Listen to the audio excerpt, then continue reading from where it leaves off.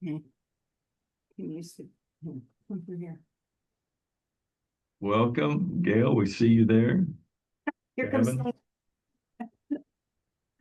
Da, da, da, da, da, da, da, da. Andres, how are you, sir? More gadgets. Hello, everyone. Welcome. How are you in Bogota? We're doing good. Waiting for you guys. I know you're having a heat wave there, right? Yeah. 68 degrees. Beautiful. Today was beautiful. Oh my, don't rub it in. I know. We can't wait to be there. Rick, what was your weather like today? Did you have 9,500 degrees today or no? We actually hit 100 today. Oh wow. We've Wow. only done that about 6 times this summer. That's So pretty it's nice. been for Central Texas, it's been Delightful. rather mild. Man, it was brutal today. I actually offered our garbage collector guy, he's riding on the back of the garbage truck and sweating like crazy and dumping trash cans, and it's 100+ degrees. And I said, "Are you making it? You got something to drink?" He says, "Well, we've got plenty to drink, but if you got anything cold, that'd be great." So he got some aloe vera juice. I don't know if he liked it or not, but man, it's hot out there. Father, what's it like in Atlixco these days? What's the weather like in Atlixco, Eduardo?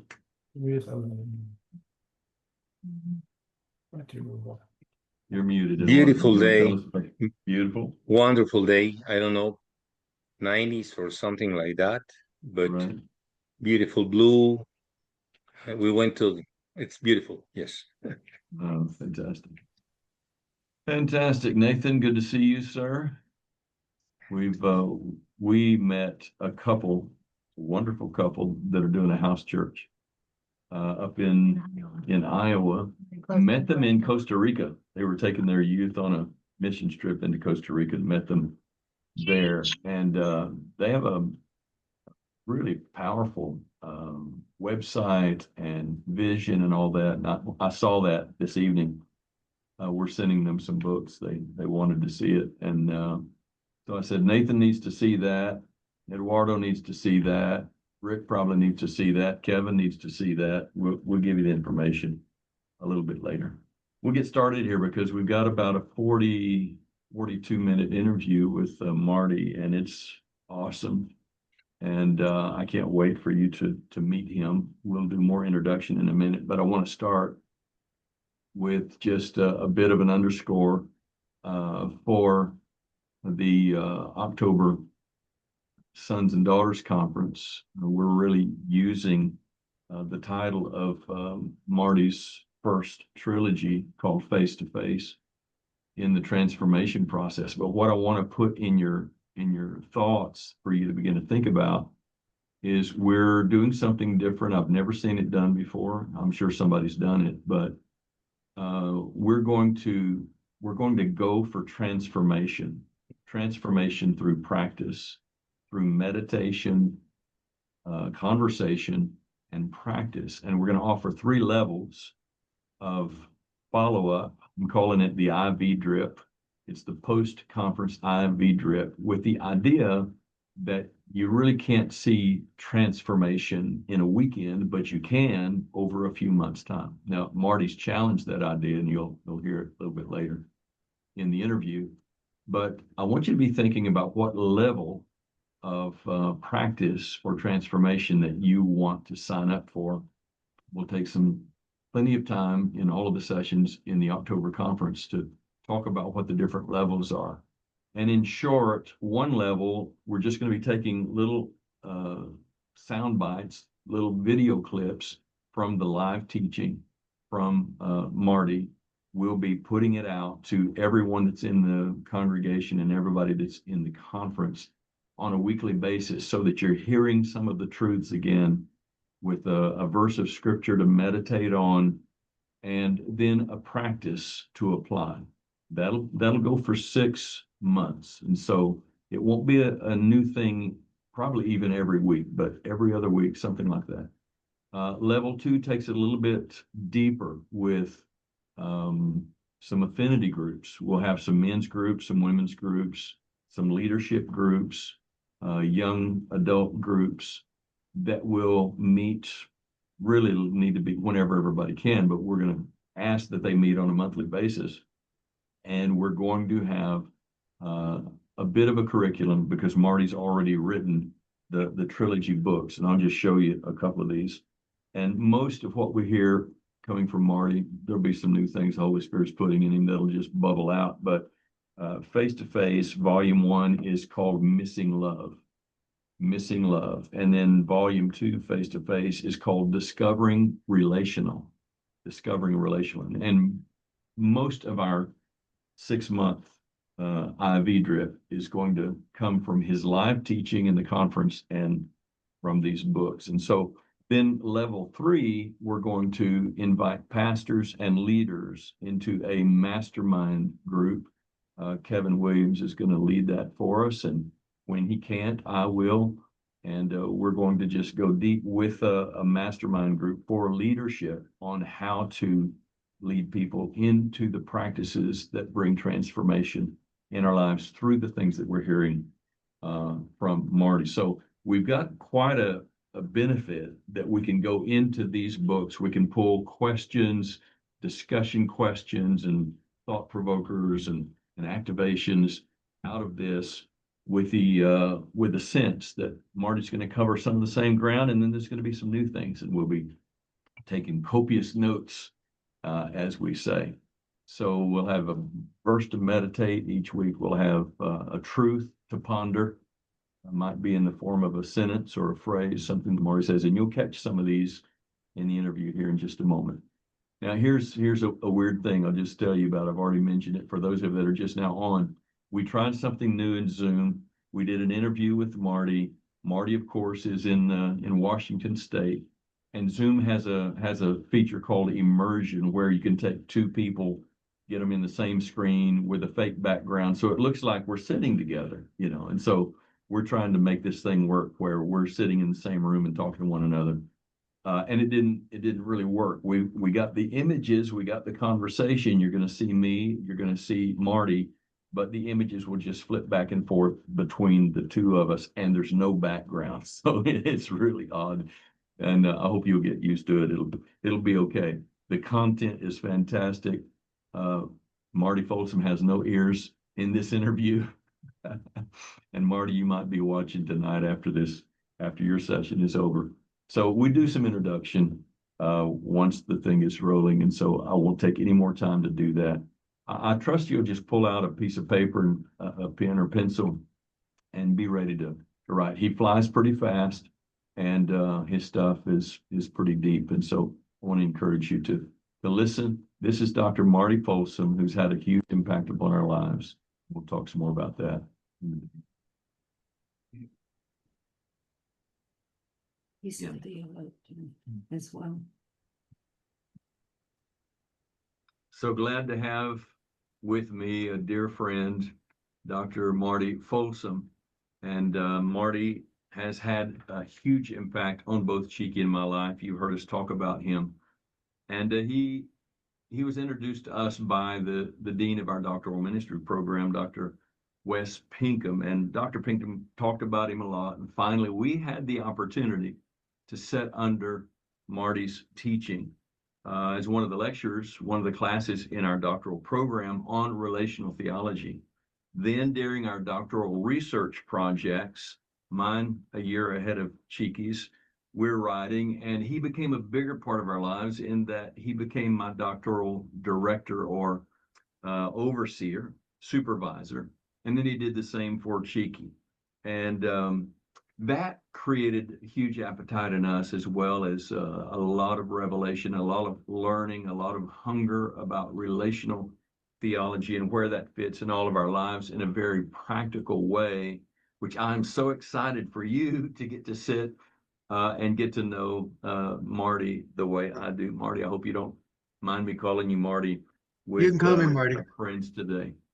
So we've also had the rich opportunity to be at Marty and his wife Cindy's home in the state of Washington. and we had a beautiful lunch out on their back deck, beautiful sunshine looking over Mount Rainier, and I'll never forget that scene. Cindy is a busy dentist, and Marty, of course, teaches in university. He writes books. He leads study groups that are way over my head, but he is having an impact in many different arenas. He's written several books and a couple of trilogies. One, we'll call them Karl Barth's Church Dogmatics for Everyone. How do you make Karl Barth's Dogmatics readable for everyone? That's going to be fun, but it's a step-by-step guide for beginners and pros. The first volume is on the doctrine of God, then on the Word of God.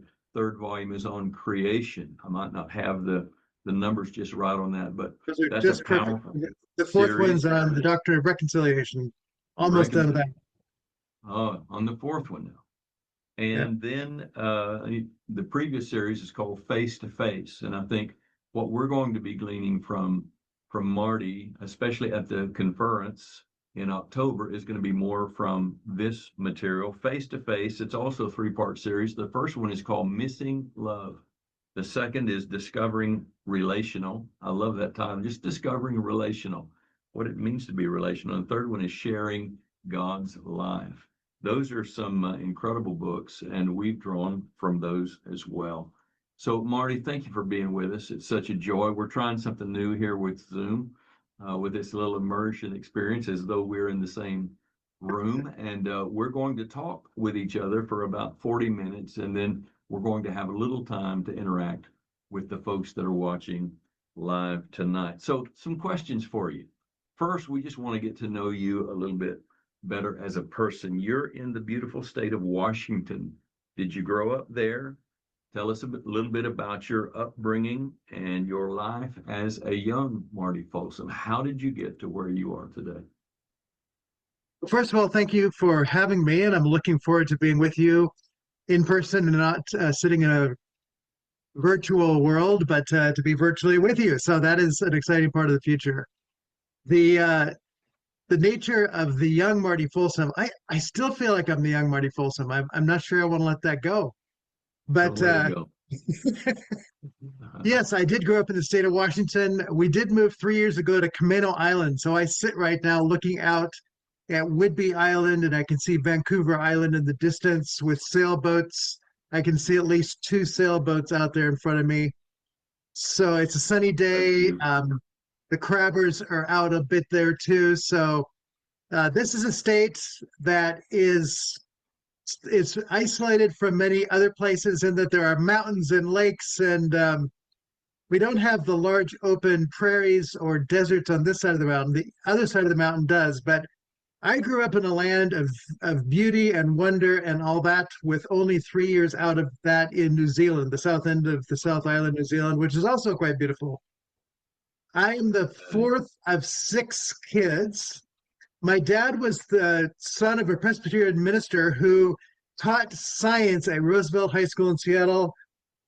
His science got to him. This comes up in my books, and he actually converted out of Christianity. So the nature of my life, in many ways, has been trying to answer the questions that were raised by my dad's inability to hear what it meant to have a relationship with the living God. The nature of science is not something that I've set aside at all, but to really ask, what is the science of the personal? We're so busy in a world trying to understand everything that is impersonal that science does that. But what if we really delved deeply into what it means to be persons and to know and to be known? What does that look like? And for me, that really started as a teenager. And my family, in some ways, we were close in some ways, but not deep, I'd say.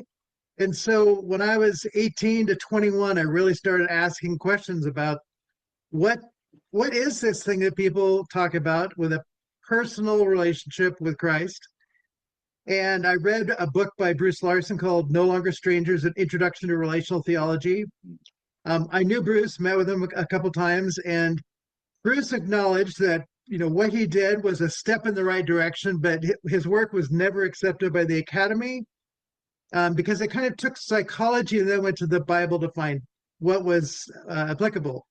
My journey of 20 years was to say, well, if we do good theology, how does that actually lead us to understand what relationships look like, not as a human quest, but as a divine quest, that God's in the business of doing something that is personal and relational and all that.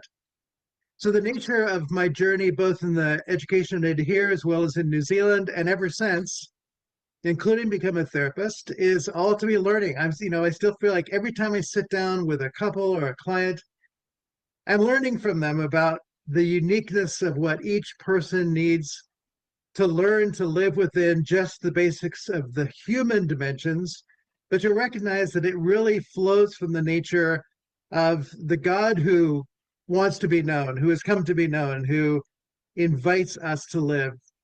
I remember when I was probably in my early to mid 20s, I heard Brennan Manning one night speak. And it was the first time I'd ever heard anybody talk about the Abba of Jesus.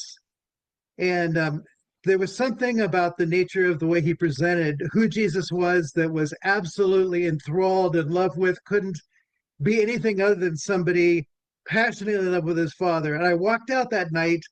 The image that came to my mind was one who had been like an egg with a shell their whole life. And that night, the shell was broken. And there was something soft and supple that came. And so my life of discovery growing up then has been, how do I help other people to get to that kind of understanding? And the face-to-face trilogy really started just by saying, what are the aha moments on that journey to give to people where I learned, language or skills to really live within the dynamic of deep personal relationships. The whole nature of what it means to be a theologian can put you in a classroom, but I really see myself as somebody who's a theologian for the people. And I want to go to the academic, to the classroom, to learn how to bring it to the life of the church and the life of families in their homes and to communities. So that's been my formation process, in a sense, is to always live listening well to those people who've gone in front of me, and to always try and put it in the language of those people who are trying to figure out where they're going, and to just give them the hand up that I needed and still need. So I still look for the voices out in front of me, always wanting to learn, and you never know who it is. Sometimes it's a theologian, sometimes it's a 12-year-old who's just asking a question in a way that you've never thought of before. And it just helps to open up, that's where we need to be thinking from. Those are the questions that are important. So my formation is that I'm still very much in a formation process, and the nature of there is going to be a lot from the face-to-face. There's also in my brain developing a 7-volume series called The Science and Art of Relational Theology. So to say science is always about engaging reality, and that's what I want people to do. Relationships are our primary reality. And the art is that we get to be playful and enjoying and discovering in the whole process. And in the end, our relationships are the most important thing. It's all about relationships. And so that is my quest. And as I prepare for this conference, the question, how do I help these people? How do I learn from these people, not just bring them something, but how do we learn together to live more deeply into relationships with all of our uniqueness? Because we're not all the same. But there are things that are openings, doors, ways of engaging that we get to explore, and they keep expanding how we understand all those things. Certainly true for me. I love the statement you've made that relationship is our reality. And if we could zero in on that, then that really helps us to keep the right conversations going. Thank you for that. I'm going to spring a question on you that I didn't have on the page, and you can choose to pass if you want to. But for where many of us live, what is the crucible point, maybe a real difficult time in your life where you saw relationality as maybe the life jacket? How did relationships make a difference for you when you needed them the most, or when you were hurting the most? Yeah, there are many points in my life. My life has been one of pursuing something where there's always the concern that what I'm pursuing is fake. I'm all about relationships, but the nature of what it looks like to be somebody who invests as I do in education means that it takes time away. So um in my first marriage, I'm divorced and remarried. My first marriage, there were issues there, but it was awakening to the fact that I was pursuing a relationship so much to understand it that I wasn't the listener that I needed to be. Hmm. And so it took me into a whole nother dimension. So in the relationship I have with Cindy, which will be celebrating 24 years in a couple of weeks here, Congratulations. I have learned to master all five of the love languages to an ability that I would, if I could teach somebody to do any one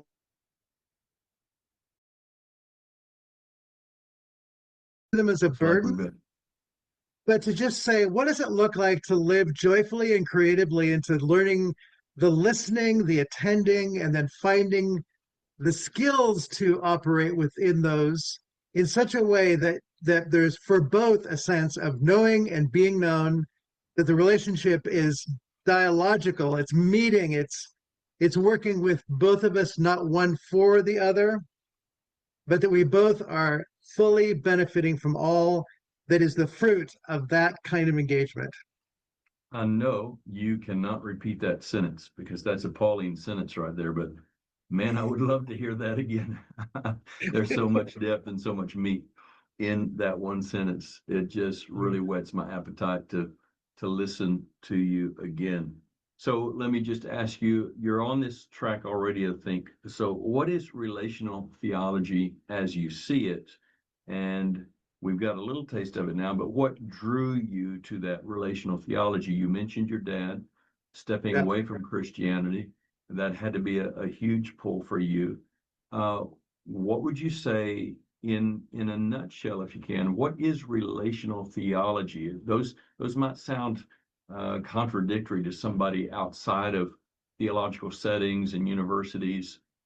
What is relational theology, and why is it important to the average person that's trying to serve Jesus?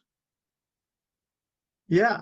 Well, there's the super short, and then I'll give you the relatively short It statement. doesn't have to be short. Theology for most people is talking about God. Theology, talk about God. And I just found talking about God, we become observers and listeners, and we're not really doing much relating.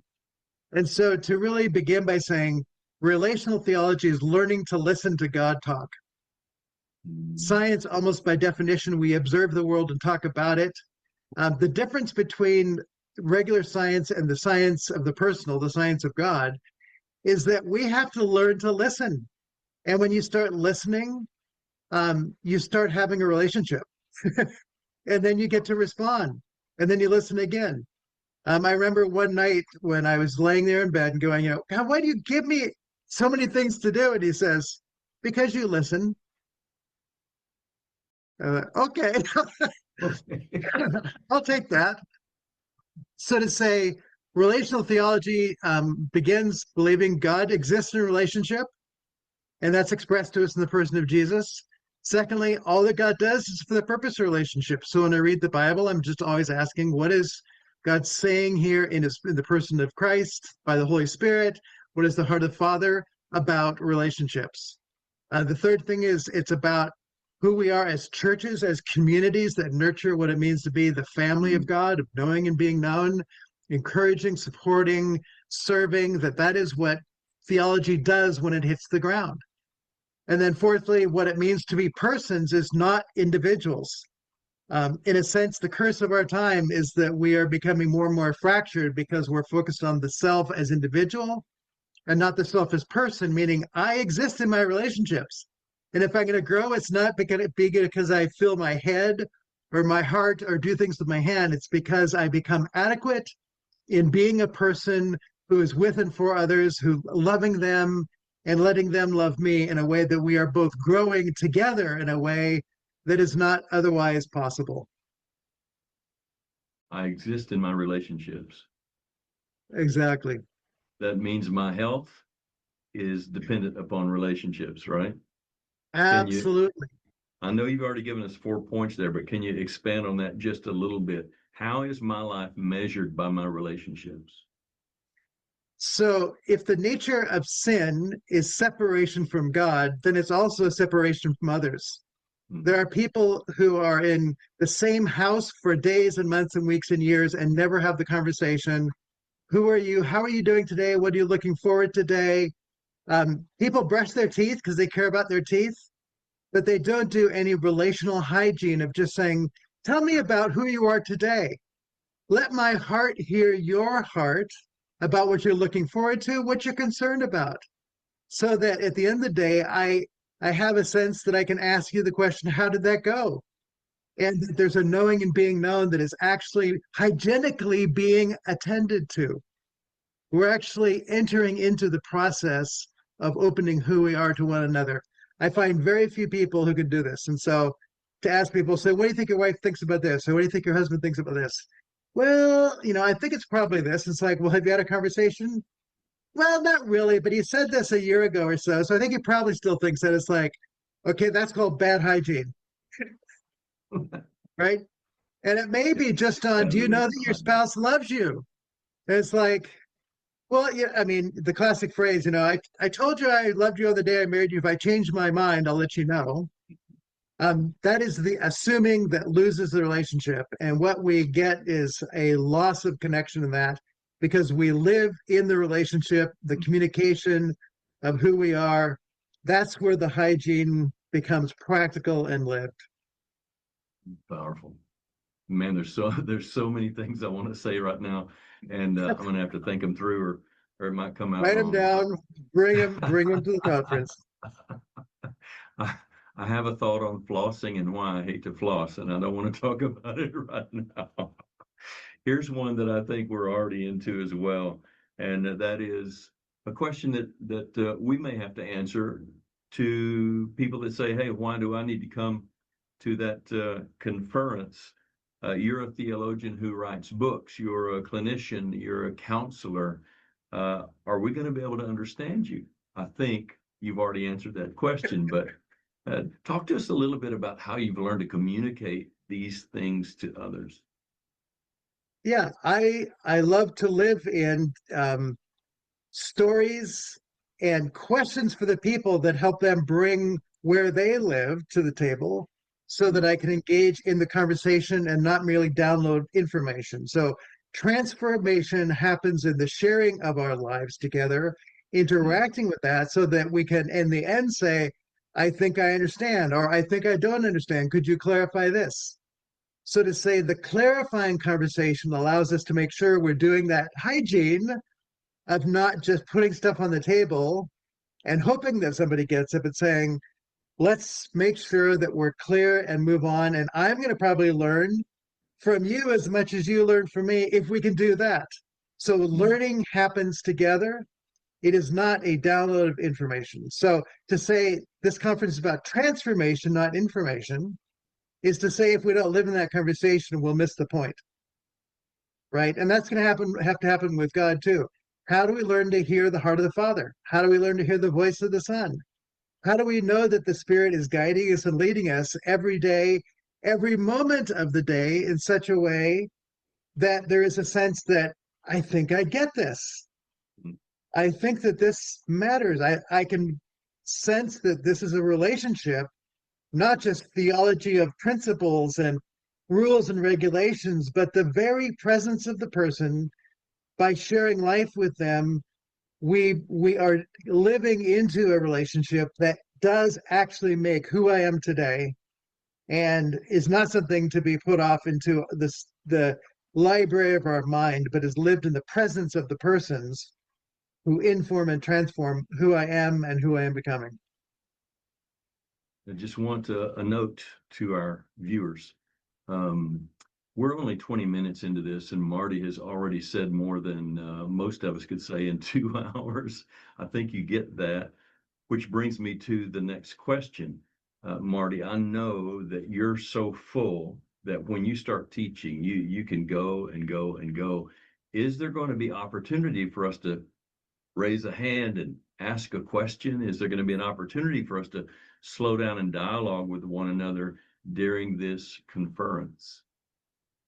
So opportunity is, I mean, I beg of people to interrupt and all that. I will schedule things in, but I am pleased when people are moved in such a way that they say, I need to hear more about that. Yeah. Right. And so to know that I'm speaking to people who want to walk into places that I would love to go, so I get to learn more, is just an invitation to take me to your favorite places or the places where you recognize if I could grow here, that would make such a great difference. And I love to go with people into that. So yeah, I can sit and talk. I've thought often I could probably do 10 weeks, 4-hour sessions with no notes and be just fine. So yeah, I do have a lot. I don't need to get it all out there. I need to know that I'm speaking to people who are hearing and are having breakthroughs themselves that they can take away and tell others the story of what's happening to them and act in ways that are different where they go, wow, something happened to you. I'm experiencing you as full of joy and connection. I'm sensing a depth of gratitude. I'm sensing a lack of fear that is allowing you just to be alive and present. I love seeing that happen in people's lives. So anything we can do to get there, I'm all on board for that. It's beautiful, really beautiful. And you can see why I'm so excited. I'm talking to our audience here today. Many of them are part of Table of Friends, and they know what we do. We have a lot of activations. We have a lot of dialogue. We don't do just straight on preaching most of the time. And this is why. Now you're seeing why. And so what I want to suggest and set up here in your mind is there's no way you're going to be able to digest everything you hear Marty say in a day and a half, 2 days. It's going to take daily, weekly, monthly, over a period of time, breaking it down into some small thoughts, talking about that with one another, letting that soak into us, let it become a part of who we be.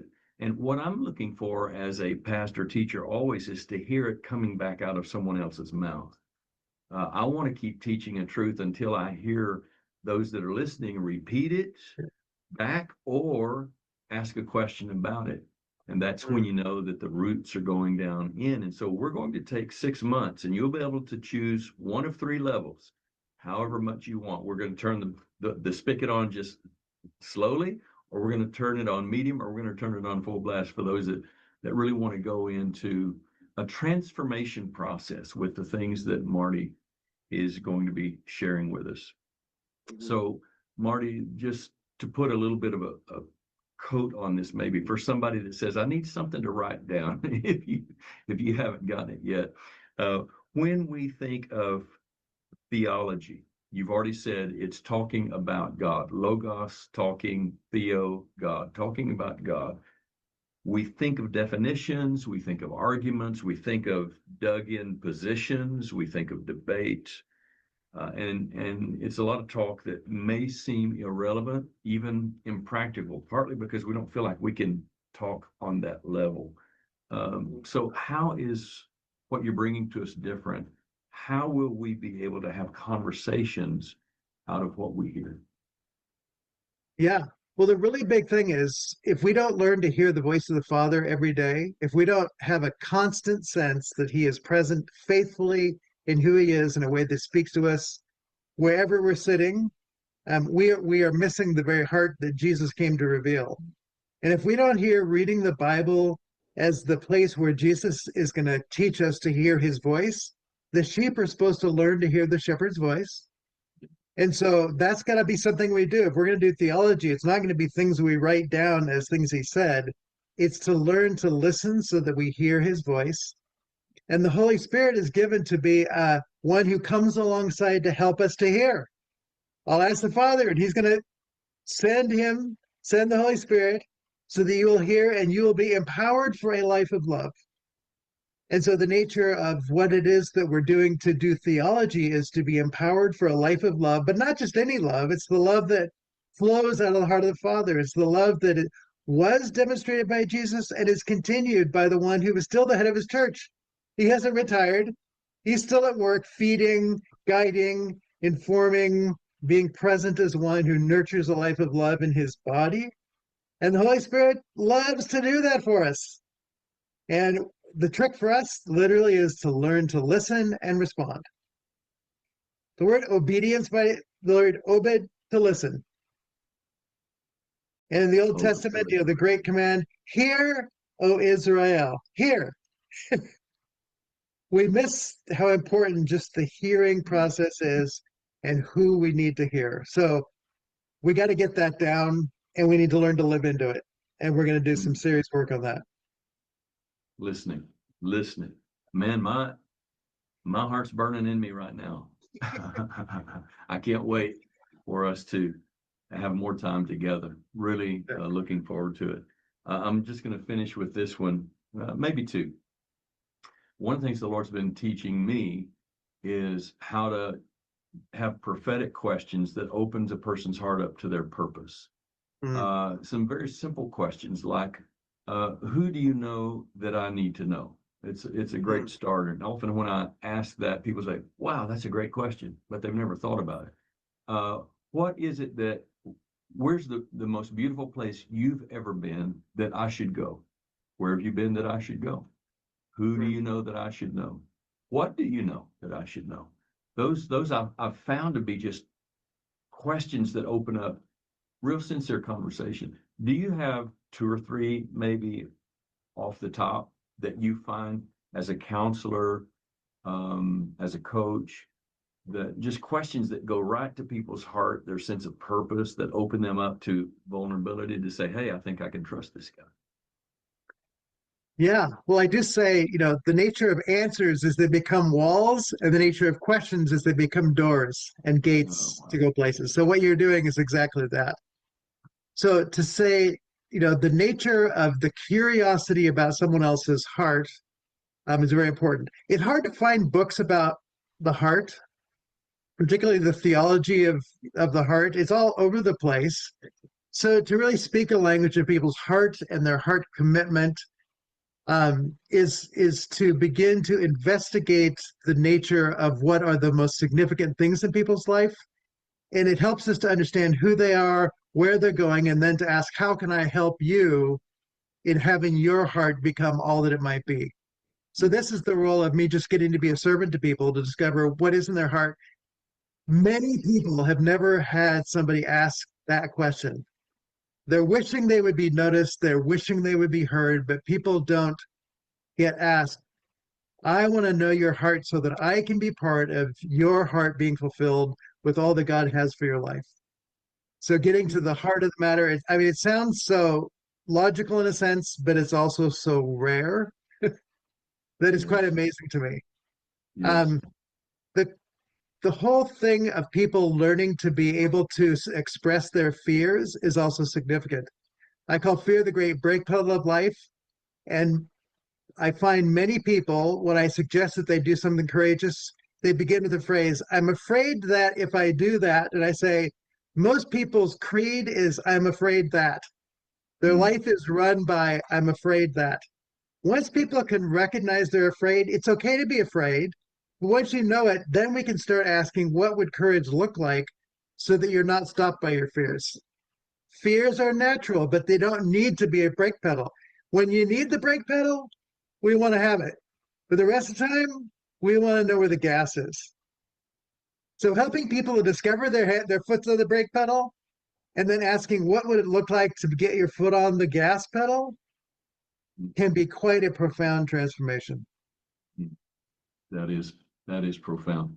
And I found that, and I use this phrase a lot, and it's more of a picture that our emotions are actually our deepest values on parade. And when I find that a question touches someone's emotion, maybe they tear up, maybe they choke up, maybe they begin to breathe a little heavier, we're touching something that is at the deepest part of their being. When I weep, and I do weep, probably a lot for a guy, but when I weep, it's when I'm thinking about or talking about something that's deeply, deeply personal to my values.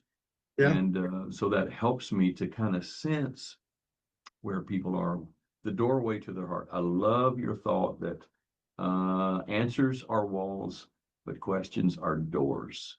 I'm going to make a t-shirt with that on it. I'm telling you right now. That's great. Yes, but to take you one step beyond what you just said, our emotions are our relationships. And we have been taught in the church not to trust our emotions, not to follow them. You've got to be rational and reasonable and all that. Even rationality and reason are just emotions that have become calcified. Oh, wow. So once we let emotions become from the heart of God, you start recognizing, wow, the fruit of the Spirit, those are all like emotions, and we can shut them down, or we can let them be something the Spirit guides us into, and we become alive in our relationships. So what you're saying is an obviously a wonderful place to go and discover what does it look like to do that in healthy ways. Are there vulnerabilities and emotions? Absolutely. Shut them down, and you're just killing yourself. Hmm. Reasons and rationalizations are emotions calcified. That's right. That's amazing. That is beautiful. And so important for us to be able to learn how to bond with one another and to find people at that place where we can join together and we're strongest at the point of the joint. Oh my goodness. I am so ready. It's touching me in a deep place right now because I have such an anticipation for our people. I have such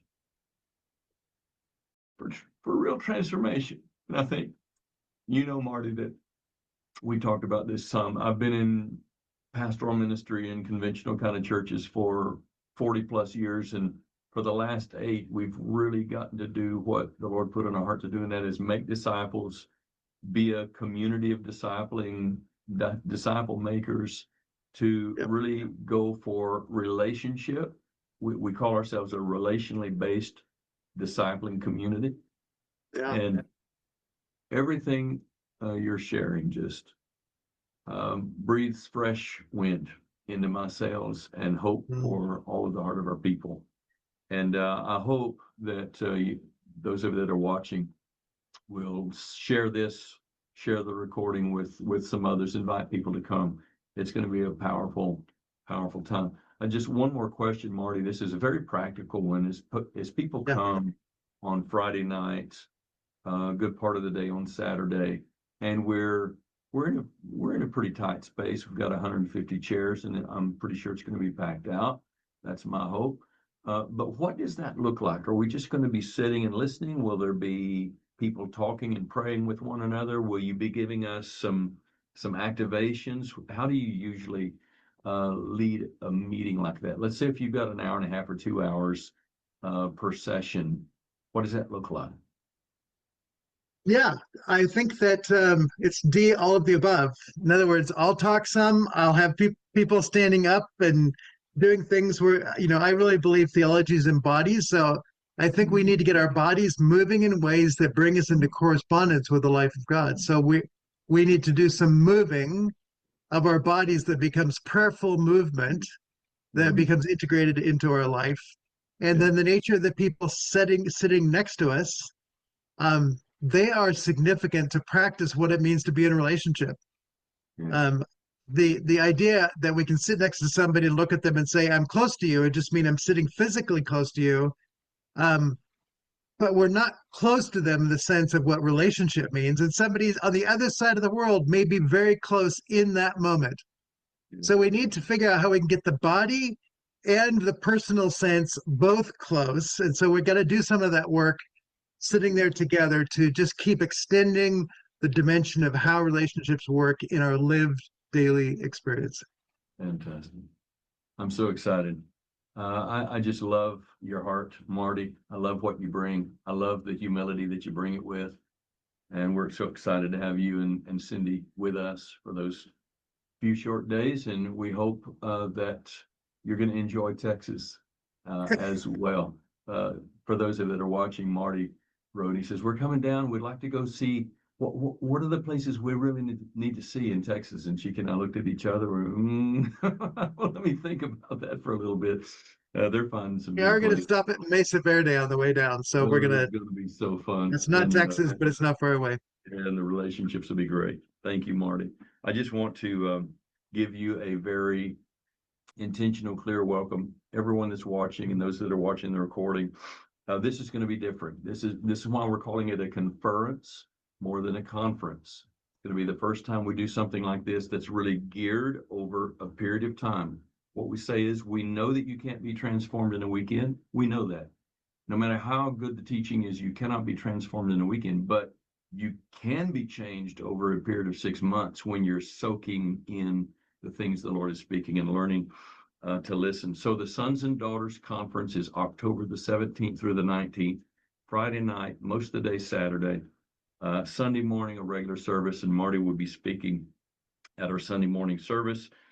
There is a registration. It's a very inexpensive registration, but we find that people need to have skin in the game, or they'll talk themselves out of coming in the last minute, have a flat tire. Something always happens. And so you'll need to register because our seating is limited, and we would encourage you to do that as soon as possible. And if you've got a pen, paper to write down this very quickly, it's table-of-friends.web. Let me do that part again. table-of-friends.web.app/conference, spelled the regular way, conference.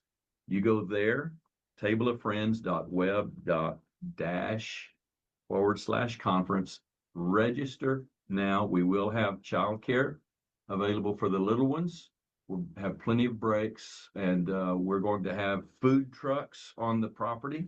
Going to have a lot of fun Saturday for lunch, picnic tables, lots of space. We're believing we're going to have beautiful sunshine and about 72-degree weather on that Saturday, and it's going to be a lot of fun. So join us, and those of you that are watching, hang on just a minute. We're going to let Marty go, and then we're going to talk some more about what we've heard. Marty, thank you so much. Thank you, thank you, thank you. You've made a Pleasure. impact in our life. We look forward to being with you. Very good. Thank It should be a great time. I'm looking forward to learning from everyone there. The kingdom is always growing. If we can just hitch our trailer to where God's going, who knows what great things can be done. Amen. And I do Thank think you. people can be transformed in a weekend. So anyway. Good. We'll go with that. Okay. All right. Bye-bye. Bye-bye. Well, what do you think? Is he a fire hydrant or what?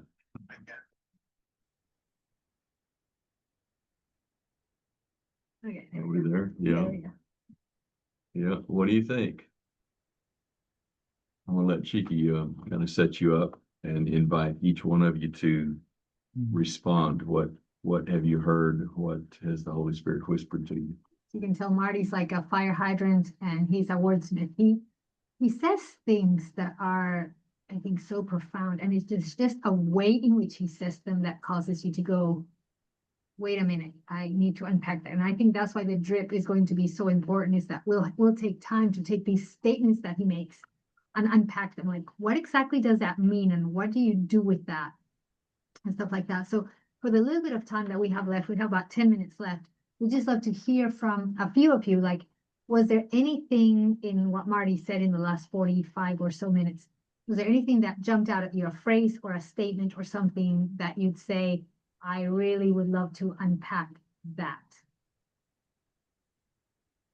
You wanna do it? Rick, go ahead. We'll start with you. Make sure you unmute yourselves because I had everybody muted. So Rick, let's start with you. I like the gist of everything that he was saying is very deep into where you end up going through the Abba journey in building and in developing relationships, and especially with God, and then after that with people, and noticing and finding out all the, I still find out things every day, but the whole thing seems to be geared around developing relationships with people that want to have relationships. And a lot of the, flat out, a lot of the guys that God's been bringing across my path, they don't want relationships.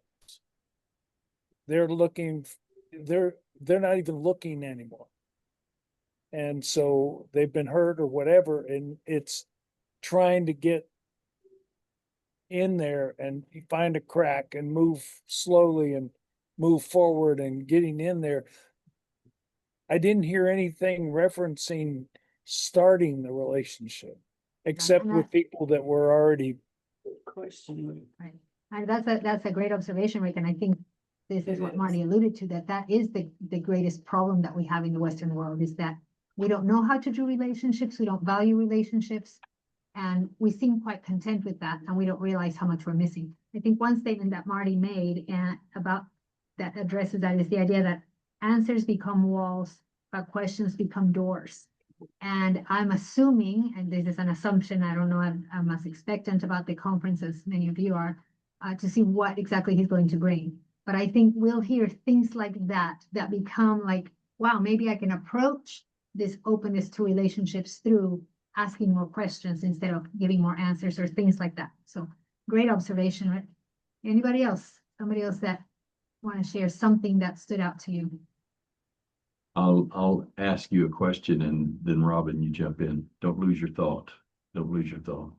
How much of our Western Christianity has become offering answers rather than listening and asking more questions? We've been trained in seminary, schools, counseling, every kind of teaching we get is about how to have the ready answer. And we immediately throw up a wall and don't really open to the conversation that breeds relationship. So everybody goes to their corner. Can I Robin? say one thing Yeah. about that before we go to Robin? Because it reminds me of what we heard from Bill Cook. He's a Hollywood producer, theologian as well. And he says the church keeps answering questions that nobody's asking. Yeah. Yes. He said, but right. Hollywood knows the questions that people are asking and they're trying to answer them. They just don't have the right answer, but at least they're listening. And I think there's something we could definitely learn about that. Robin, you still got that thought? Yeah, well, it's interesting. The guy that I used to work with, who was several years younger than me, even, and I don't even think he was a Christian. I'm confident that he was not. He taught me that lesson about asking questions more than making statements, and so thank God for that guy.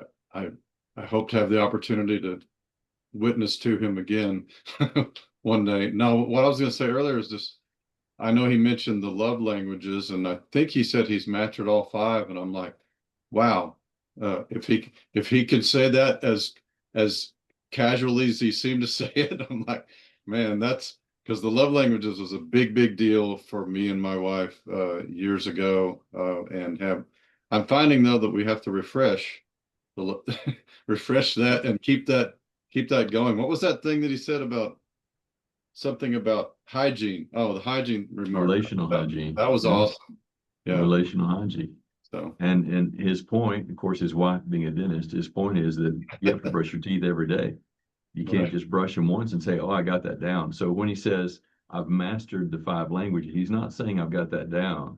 He's saying I'm learning how to ask the questions that keep the hygiene in those relationships. okay. So those are the kind of things that are going to be fun for us in this conference. He's going to say things, and then he's going to invite us to push back, and then we find, oh, that's what you mean. Oh, okay. And it all comes back to the heart of the Father, and having inquiry, inquisitiveness, a wanting to know. And I would suggest that we are wired as human beings to want and need and hunger for relationship, but we've been stuffed with so much individualism that we believe the lie that we don't need it. So back to Rick's point, I think it's very easy for men especially to say, no, I don't need that. I'm good on my own. Oh, well, what if you're not? What if you just believed a lie about that?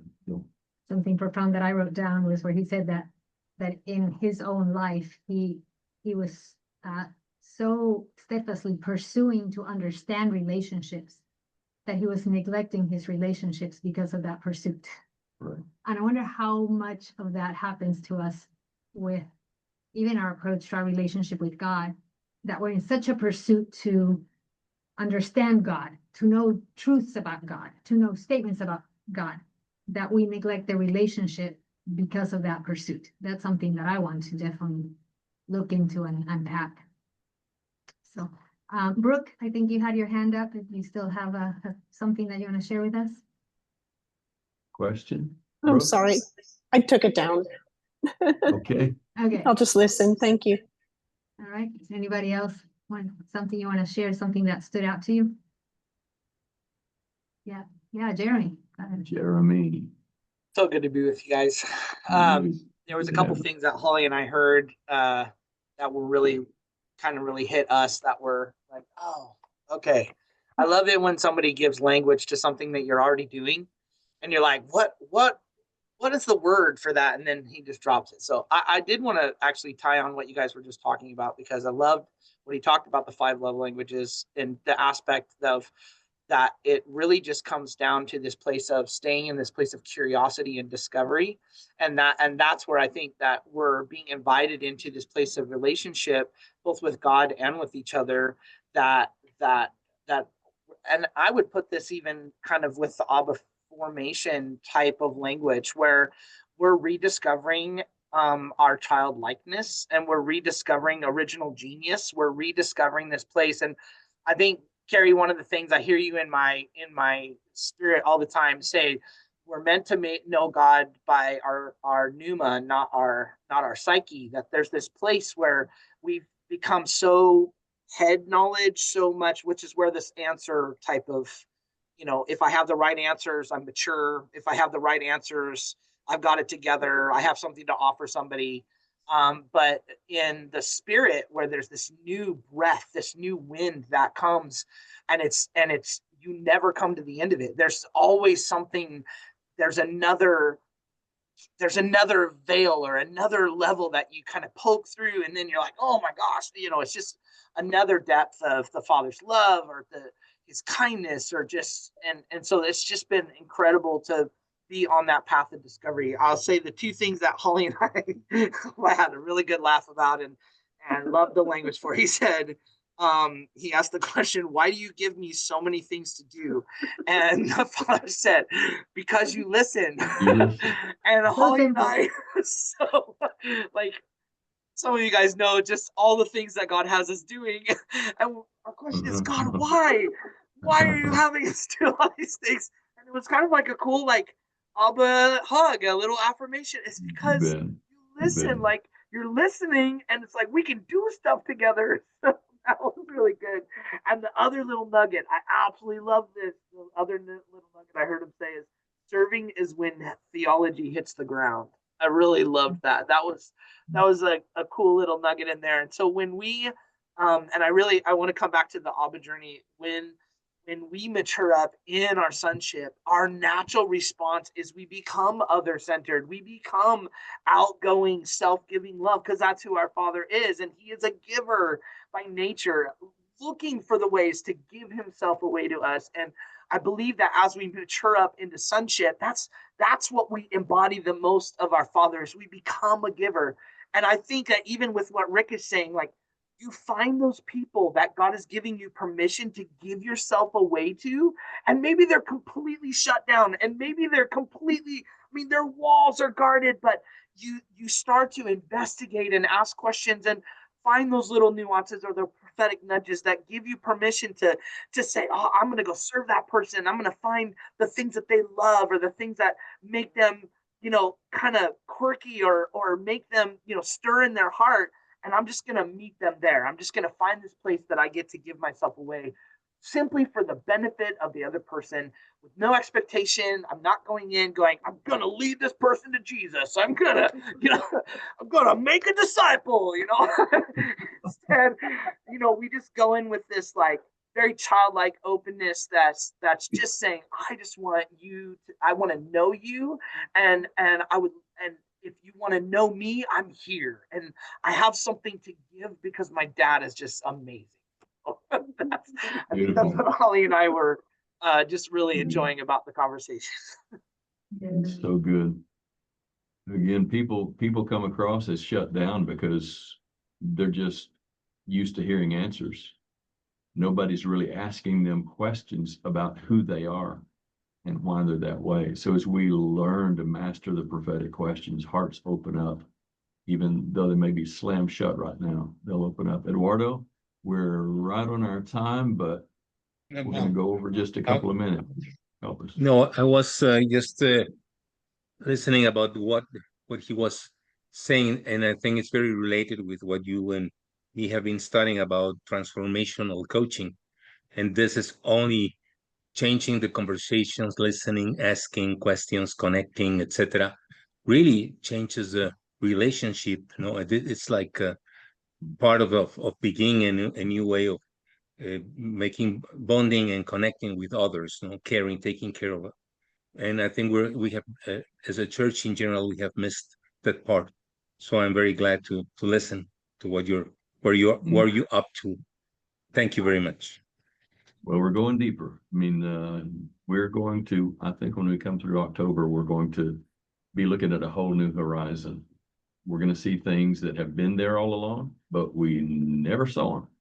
And we're surrounded by things that God has gifted us with, powerful tools to get into people's hearts, but we've just not seen them because we're wearing this veil of individualism that we've grown up in.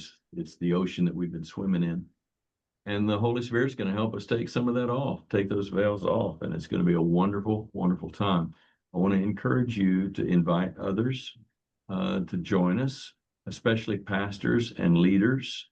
We can have the greatest impact in the body of Christ when pastors and leaders give up trying to have all the right answers and start learning how to have the hygiene questions that open people's hearts. It's going to be a powerful thing, not just asking for things, but asking about things. You got something else? Just want to leave you all with a question that he said there toward the end that I think is a good one. It's like, what would courage look like if you're, so you're not stopped by your fears? Yeah, it's a good question to ask on a daily basis. What does courage look like today? Yeah. A good question to ask the Father. Let him talk to you about it. Wow. Anybody else? Some of you have been very quiet tonight. Anybody else want to jump in with a thought? Parting thought. Garen? So when Marty was talking about how, like the church is kind of, in his own words, he was saying like afraid of bonding, and the fruit of the Spirit is one of those things that's actually supposed to bear fruit through our emotions. And I just look back to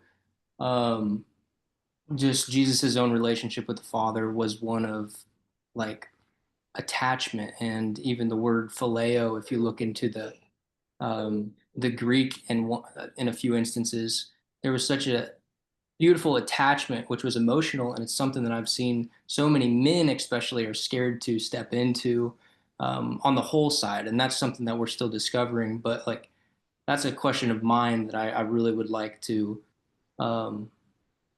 just a question I always have with the Lord. How do I step into this more? And then I'd also like to pick Marty's brain on that as well. And we'll get to do that in the 6-month drip. And that's going to be a lot of fun and a lot of cross-pollination and a lot of the Lord speaking to us. Again, this is not about focusing on relationships. We first focus on our relationship with Him. We listen to what He's saying to us, and it begins to open those relationships up. I'm very excited. I just like to see you wave your hand if you feel like Marty might have something to bring to us. Just wave your hand if you think this is encouraging to you. Yeah, definitely for me, it's just going to be so much fun.